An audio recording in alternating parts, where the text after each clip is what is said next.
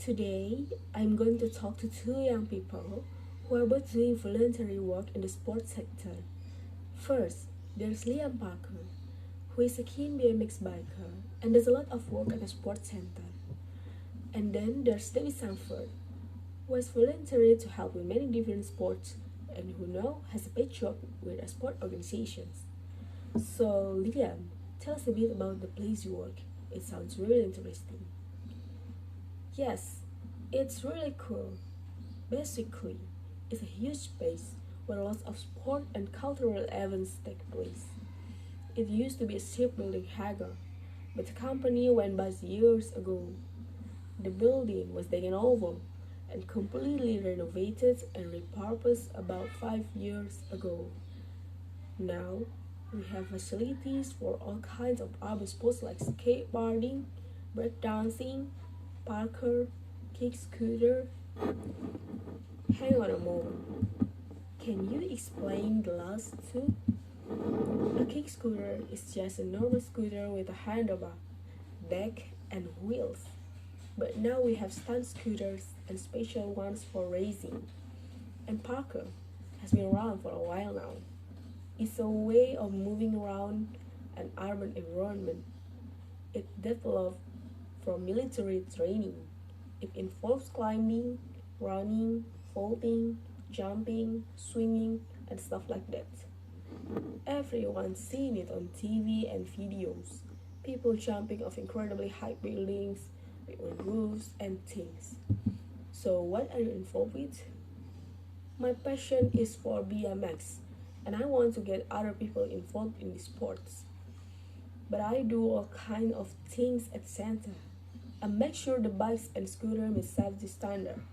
I check the tracks and ramps so that they are clean and no one can slip and hurt themselves. I teach kids the basics of BMX and do demonstrations. I sometimes cook in the burger fine too. Right, so you've learned a lot of skills. Yeah, at first, I was a bit nervous about speaking to groups, but now I have no problems giving safety introductions to people. I had to learn sport-specific first aid in case anyone hurts themselves. Cooking hygiene for the burger fan, match for taking money at the till.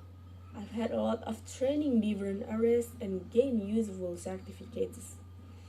So all that training will be valuable when you come to look for paid work? Absolutely. I'm still only 18 and I've been volunteering for 2 years. I like to stay in the sector and find full-time paid work. So officially, all my experience and skills will help a lot. Thank you, Liam. And now our other guest has made the jump voluntary work to paid work. Debbie, you've been involved in many different sports in your 22 years, haven't you? Yes, quite a few.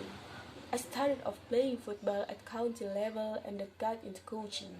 I reckon that I wouldn't have been able to play football without the help of volunteers. So when I had the chance to help other people, I did.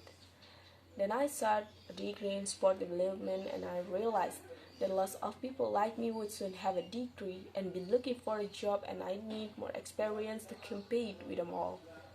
So, you volunteered again? Yes, I spent a year helping with an online sport volunteering bureau and volunteered at various events, including a cricket tournament, a table tennis championship, and half marathon.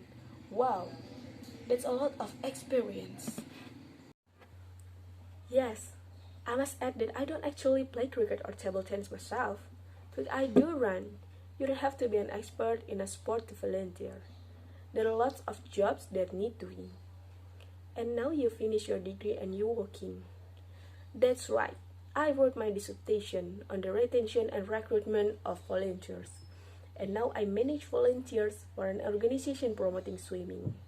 I also organize events at the national level. I would never have got the job without all my volunteering experience. It helped me loads. And finally, a question for you both. Do you think we sometimes exploit volunteers in this country? Are they doing things for free, when they ought to be getting paid.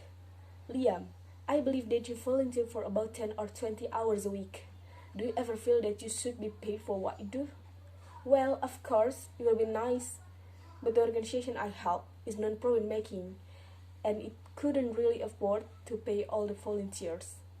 At the moment, I'm happy to do what I love and gain experience of dealing with the public. I'm living with my parents and they are paying my keep. In the future, I'll have to look for paid work. I think many volunteers feel they want to give something back to the sport. It was like that for me with football. Ideally, it would be good to have more paid positions, but we also need volunteers. Sport just couldn't function without them. It's really important to give people recognition for what they do too. Thanks very much for sharing your experiences. And now we are going to move on.